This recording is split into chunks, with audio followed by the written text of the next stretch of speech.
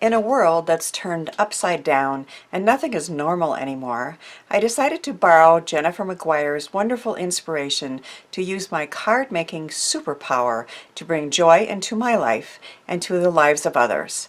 Hello and welcome to Karen's Creative Cards on YouTube. I normally post a new video every Monday, and then I fill my time with not only card making, blogging, and making videos, but also spending time with friends and go out to eat and to the movies with my husband. I take classes where I learn more stamping and techniques, and I meet with a stamp club, none of which we can do anymore right now. So for the time being, I'm going to post 2 videos a week on Mondays and Thursdays. Now remember, you can click that little bell next to the subscribe button if you want to be notified every time I post a video. Next week, however, the second video will be posted on Wednesday as part of a huge video hop where you can win many prizes, so watch for that. In all of my bonus videos, I'm going to spread the joy and give away many of the cards you will see in the video. So stay tuned towards the end of this video to find out how you could win one. I'm so excited in this bonus video to share cards I made with 2 awesome new products I discovered recently. The Deco Foil Transfer Gel Duo from Deco Foil, which can be used without a heat source, and Flower Seed Paper from Of the Earth out of Seattle, Washington. If you don't have a laminator or a MINC, this new product is for you. But even if you do, as I do, I think we all need it if we love to foil. I experiment with vellum and ribbon on these 2 cards. Is this not gorgeous? Because it's vellum, you can see through it to the back, and there's a ribbon that I also foiled in matching colors to that. I just love how these are turning out. Here's another one. This paper is from Joann's The Park Lane line, and it's a cardstock that has a pattern on it. So again, because it's vellum, you can see through to that back, and then I have a ribbon that matches the foiling, and on both of these cards, of course, I have a flower seed paper heart or butterfly. So these hearts and butterflies are from an Etsy site that I found recently called Of the Earth or Flower Seed Paper. They have instructions to show the recipient how to remove it, and I used temporary glue dots on here. So, and I'll show you that. They're temporary Zots from Therm, and so this could easily be removed by the recipient, and then you can plant them to grow gorgeous flowers. Isn't that a neat idea? And these uncertain times, I love the idea of my cards sprouting into beauty and hope. Links to all the products I have used are in my description box. A pack of 24 of these, either butterflies or the hearts, and I think they have circles too, and many other things. Check out their website.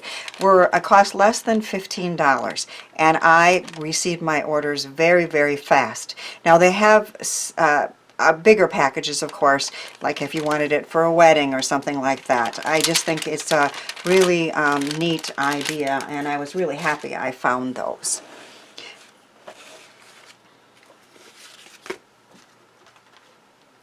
I also tried acetate. Now I have inexpensive acetate. I could not put that through my MINC because it would probably melt. It's not the heat resistant acetate, but I was able to, with this product, the Thermal Gel Duo, and no heat of course, foil this beautiful background and then add another beautiful heart and a sentiment for a wedding card. I also tried some gauze paper that I had, and you know, just look around your room. I mean, you can obviously still do it on paper or cardstock, but if you have products that you don't think would go through a heat source, this is so easy to do. I really love how this one turned out. I made it more of a masculine card, and again I foiled right on that gauze paper, and then in this case I wanted it to be masculine, so I die cut out those circles out of one of the hearts of the flower seed paper and put it there, and whoever receives this can take those out and plant them. And in the inside of all the cards that I'm making, I typed up this that to tell them that the die cut circles or heart or butterfly are made with flower seed paper, and when you're ready to do it, here are the instructions. I copied some information from their website, and I also gave a link to the sprouting directions, and that link I've also put in my description. And of course I can never throw away any of those beautiful pieces that I foiled, so I put another one on the inside of that card. I also played around with ribbon, and I learned how to use the dual gel ribbon from a Crafty Princess video, and there's a link to that in the description box. I learned some lessons in playing that I'm going to share with you. I don't have a huge selection of ribbon to choose from because, to be honest, I rarely use it. I tried it on several organza ribbons which you could see through, and while it turned out okay, I can tell you that I had some issues with it. Even the one that I used here had organza on the side, and so the gel seeped right through it. And I had done it on a piece of paper and then was letting it dry on that piece of paper. And then this, the gel went right through the ribbon and it all stuck. So once it was dry, I had lots of excess paper on the back that I had to get rid of. So I guess I would suggest a less transparent ribbon. Here's another one that I did, and again that had the organza type openings there on the sides. And while it can be done, and you can see that these did turn out fine, I had a lot of paper to remove, and so I do suggest having a less transparent ribbon, which I'm going to show you in a minute. So I decided, oh, and also when I put these through my Gemini, because they were still tacky, and they're supposed to be tacky, that's the point of this, it remains tacky, I ended up with quite a bit of mess on my Gemini plate, and I was able to get that off, but you know, both of these situations I had to use some elbow grease to get them clean. So these are pretty, but you might want to avoid them and maybe choose a less transparent ribbon. Now I did the one that I'm going to show you on a craft mat, thinking, well, that will solve the problem. But again, then I let it all dry on the craft mat, and then I had a hard time cleaning the craft mat. Goo Gone got it off, and elbow grease. So that's a couple lessons. I would say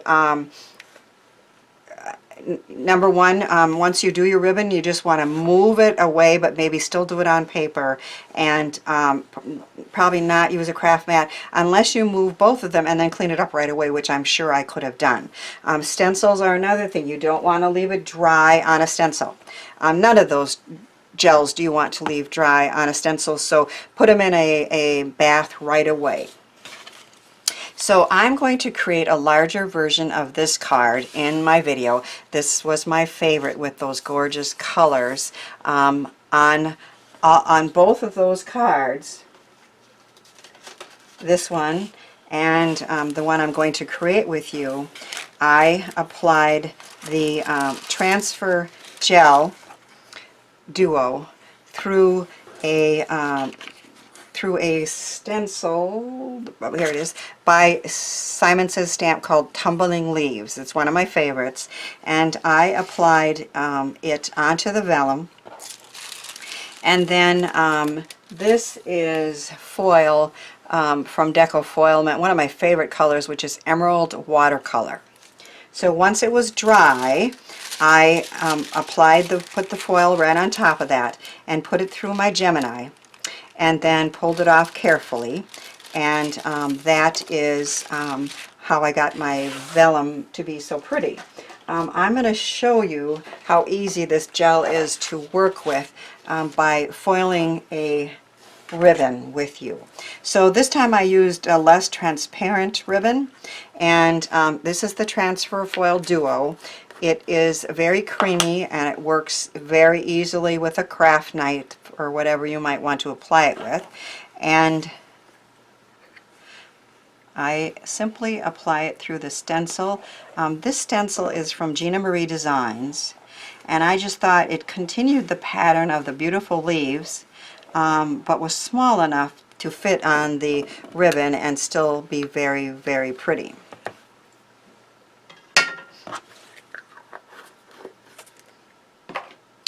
And applying it to vellum or paper or anything would be just as easy, of course, depending on, you know, how big of a piece you want to use and the different stencils. And this is, of course, my favorite purple tape. I use the top pieces as a hinge and then lift it off. And then I have a stencil bath over here off camera that I can soak that in immediately. And this time I decided that I'm going to carefully lift it up and move it over and try not to touch any of it. And then that will dry. It took about an hour and a half the last time that I made these ribbons and this vellum. You know, you'll have to see, just be patient. It will dry totally transparent, but it will still be tacky. And that's the difference between this and the regular transfer gel.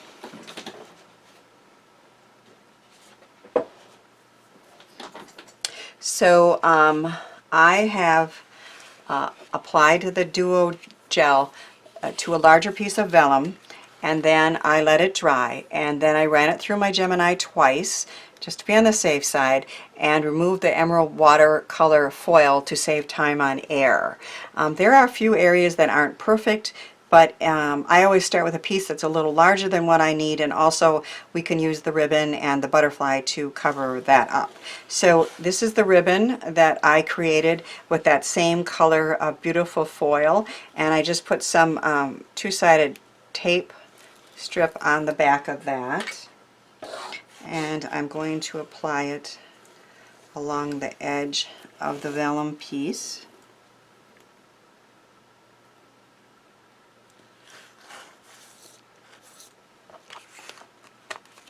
And then I'm going to trim it.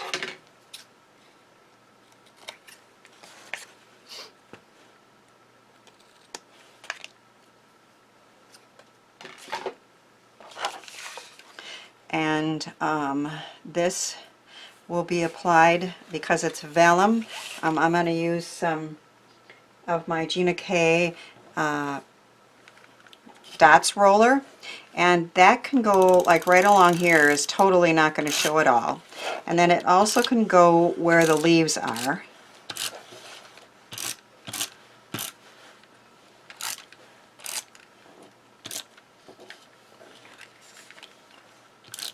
And you also can use micro glue dots if you want, but I think that's going to hold it just fine. And I'm going to apply it on this square card. I'm using the same Parkland cardstock.